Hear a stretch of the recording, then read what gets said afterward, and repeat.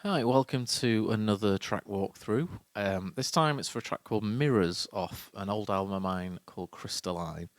Um, it's a funny sort of like weird sort of backstory to this whole album. It sort of gets a little bit forgotten about in the grand scheme of Satan Records, but it was basically meant to be a solo album under my own name. But then sort of around the time I was making it, Tom left the band, so like I sort of retooled this this this Crystalline album into a Satan one. I was a bit reticent to do it at first because I thought, does it sound enough like a Satan album? Is it a bit too guitar-y? Is it, not quite fitting in the whole vibe of things? And then I just sort of thought, like, no, do you know what? Like, Satan's anything, I kind of make it now because it's just me. So, like, if I want to make a country and western album, it can be a Worried About Satan album because it is essentially just me. So I sort of retrofitted this one at the last second and moved it from my Gavin Miller folder into the Word About Satan folder. And it I think it sort of came out. It was the first sort of like Satan album, solo Satan album to sort of come out. It came out on a Greek label called Sound in Silence. It's really good, by the way. You should go check them out. They do a lot of really cool like ambient stuff, and like electronic stuff and all sorts. But yeah, it's a bit of a funny sort of record. I was listening to a lot of like chromatics and hate rock and stuff like that, like really lo-fi, sort of like not much involved in any of the tracks really. Really sort of like pretty chord structures, but like really minimal, like barely anything in any of these tracks. And I sort of like was listening to a lot of that and thought like, hey, yeah, do you know what? I could steal a few ideas out of that. But yeah, so we'll get into it. This is Mirrors. Yeah, so this is a walkthrough for Mirrors. So here's the sort of the overview of the session, and you can see there's absolutely nothing in it. There's a handful of tracks, and that's it. There's barely anything in this. But as I said in the intro, this is sort of the whole idea was to kind of keep it as minimal as possible, and it's sort of like gritty, not gritty, but like really lo-fi, really like you could imagine someone making this on like a 4-track cassette player or something like that. That's the sort of vibe I was going for. So as you can see, right, it's just incredible, isn't it? The opening sort of guitar is so weedy. I mean,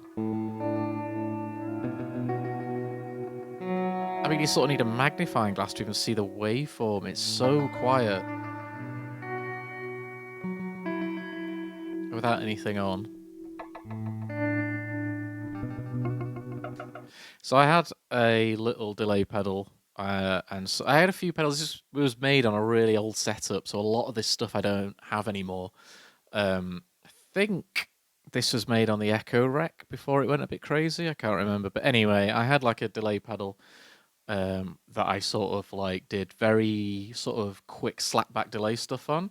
So not the sort of big, huge mega delays that usually go on Satan guitar that make that big post rock sound. It was more sort of like rhythmic and a bit more like there weren't that many sort of like repeats on it. It was just like, I mean, as you can, I might as well just show you actually. Like that. There's not a big tail on the delay. It's a bit more rhythmic and a bit more like, there's not much to it. And obviously, I didn't feel the need to either record this in stereo or like double it up and pan it left and right, which is a little trick I use sometimes just to fatten things up a little bit and fatten things out.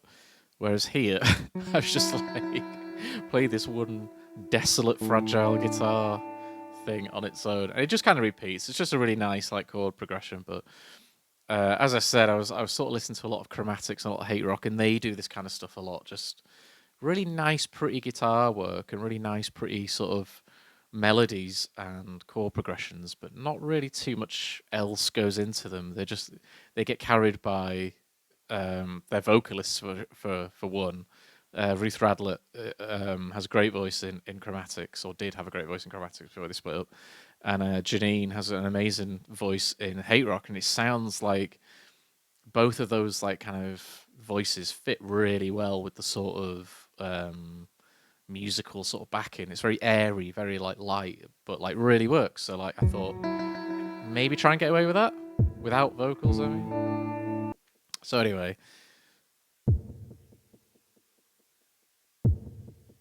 again, really, really minimal. So there, yeah, there's the delay. So it's on the 1 instead of like 3, which I usually put it on because it makes like triplets. It sounds quite nice.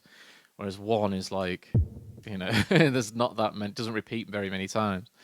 So put a bit of reverb, and I think it's a Lindrum. Yeah, it's a Lindrum kick, which is a really old sort of drum machine, mainly used in sort of 80s stuff.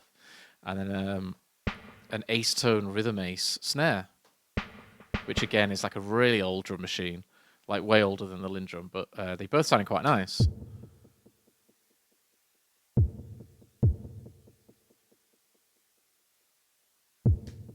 Actually, the snare's not there yet, is it? It's this one. There you go. So I sort of like, messed around with the pattern that it's playing, and sort of make it sort of like build up over time, just so you don't get bored of the same sort of stuff. I don't know what this is. I don't know why that. What is that? Oh, it's a ride. Oh, okay. So that's the ride, like a ride symbol. And I must have thought to give me a bit more. What's the word? A bit more control over the ride. The hats. I've put it on a different. I've put it on a different channel there. So, sec. So yeah.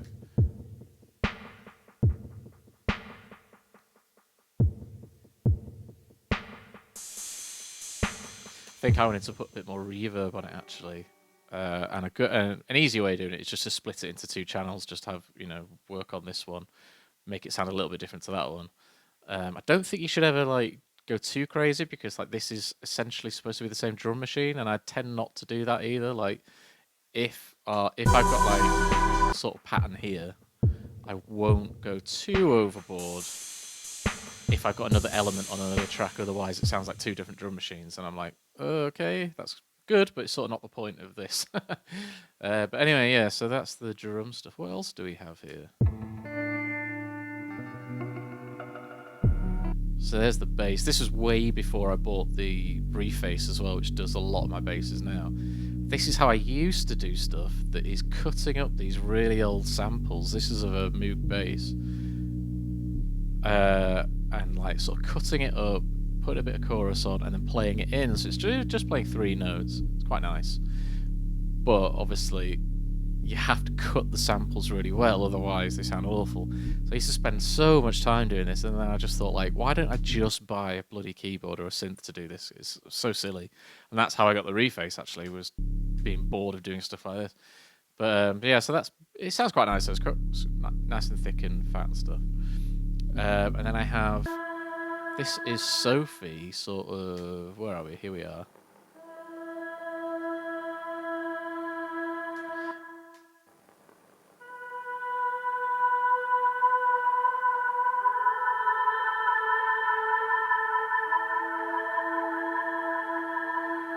So what I did with these vocals was that I asked Sophie to sing into my phone's voice recorder, the different notes of the scale. So like she did like an A, a B, a C, D, whatever. So she did them all, and that gave me a sort of really rudimentary keyboard on my phone, and I could play off my phone along to the track.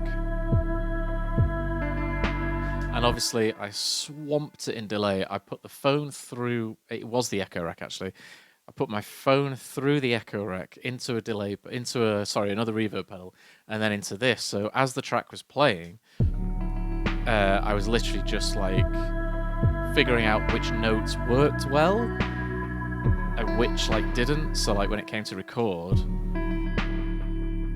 I was doing these like little chunks of the track.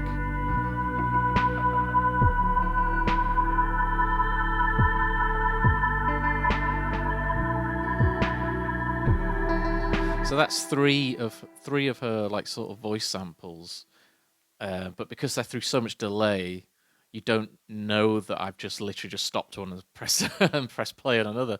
But they work really nicely, and I used that trick throughout the whole album actually to give it some vocal because I wanted to give it some vocal because as I said before, like Hate Rock and Chromatics, so much of their sound is based around the vocals, and it really helps like sort of give it that extra sort of melancholy if you do this kind of if you have that like human element to it rather than just like a bunch of machines playing.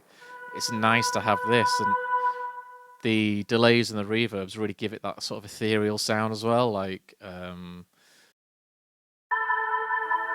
it's sort of not in control of it. It's going everywhere. It's sort of feeding back. It's really nice. But yeah, so that's all the way through. And then what else do we have? Oh, piano. Let's have a little listen to this.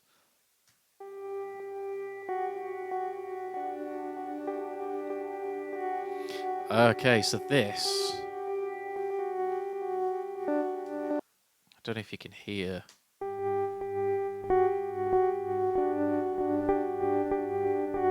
It's not actually a piano, but it's the piano setting on a really old synth that I had in my old sort of studio. I got rid of it in the end because it was too big. It was massive and it sort of broke. It sort of didn't stay in tune and kicked out so much hum, which is why I had to put this gate on it.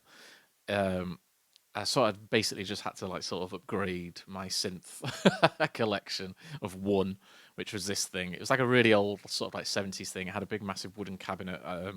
I'll find out what it's called and put a picture up. But yeah, so this is just playing a nice, pretty little melody in the background, just very chromatic. See.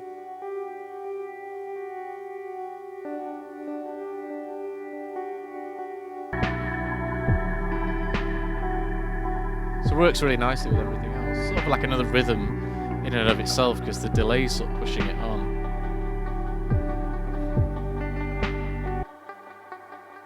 This was from the same synth, which is why there's the gate's not on it. Well, that's probably a mistake then. Whoops. Anyway, yeah. So it also has this like little weird. Oh, actually, is it? No, it is. Yeah, I was going to say that's far too controlled for my guitar playing. It has these like weird little noises that you can use because I guess that when they first made these synths, they didn't know that they were going to be used in sort of electronic music, so they sort of like put in all these novelty things like frogs chirping and stuff, and they're just like weird noises like that. But it sounded like a palm mute that you can do on a guitar,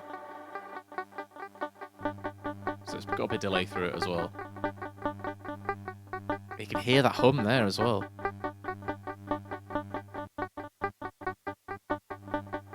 So the sort of buzzing. So I tried to mask it as much as I could with all the EQs and reverbs and gates and stuff. But yeah, that sort of like just pushes on the track a little bit more. I think Chromatics do that because the palm muting was like quite big in sort of like 80s stuff, 80s and 90s stuff. But they're the hands that we had a look at earlier. Oh, there we go. The big boy. Again from that same synth.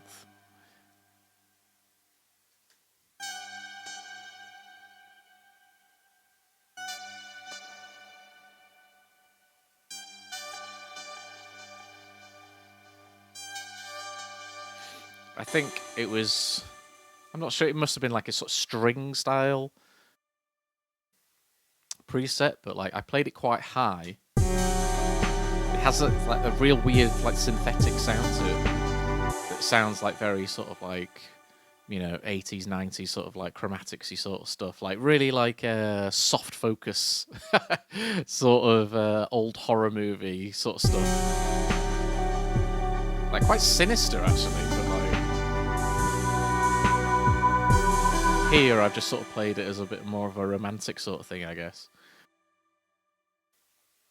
And is that it? Oh no, there's this as well, which is I think another sort of drone.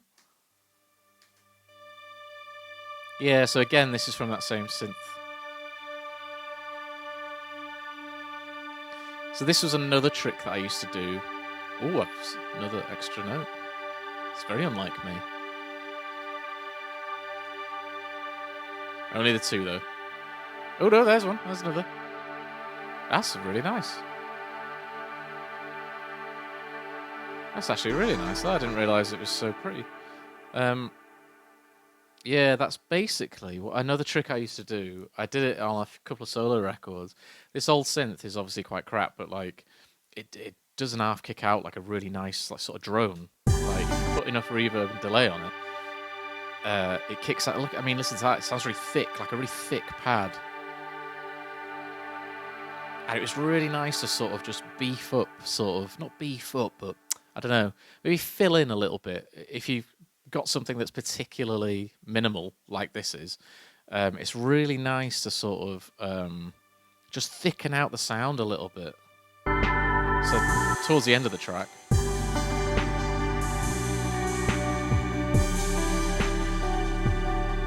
and without it, it sounds a little bit emptier.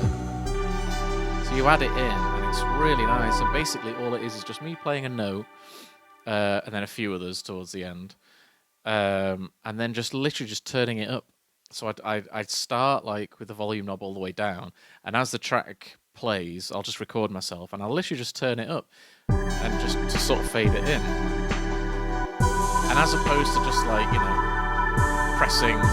doing it live in inverted commas, it works so much better because you got a feel for the track a little bit more. You weren't just playing a note and playing like a long drone or something and then fixing it later, which is you can do because you've got these track volume things here. You can I could have just played like a tiny bit in, looped it, and then faded it in and out.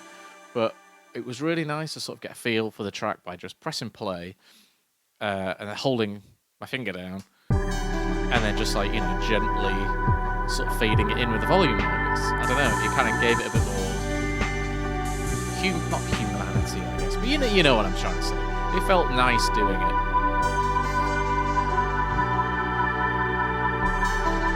And then it just ends like that. It's a really sort of pretty little, almost like a pop song, I suppose. Sophie's vocals just sort of like repeat over and over.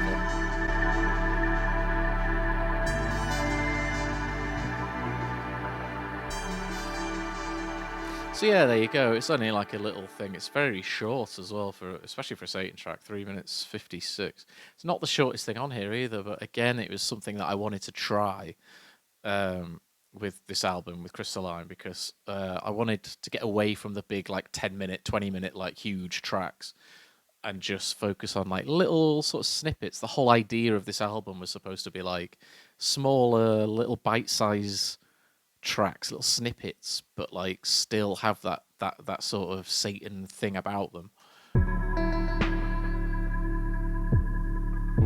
So it's like sort of like the lo-fi Satan album, basically.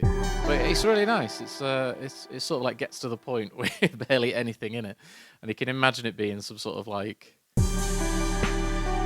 80s movie soundtrack or something. It sounds really like really nice, really pretty. But yeah, so anyway, that's pretty much it. There's not a whole lot else in there, as you can see. But yeah, so that was Mirrors from Crystalline anyway.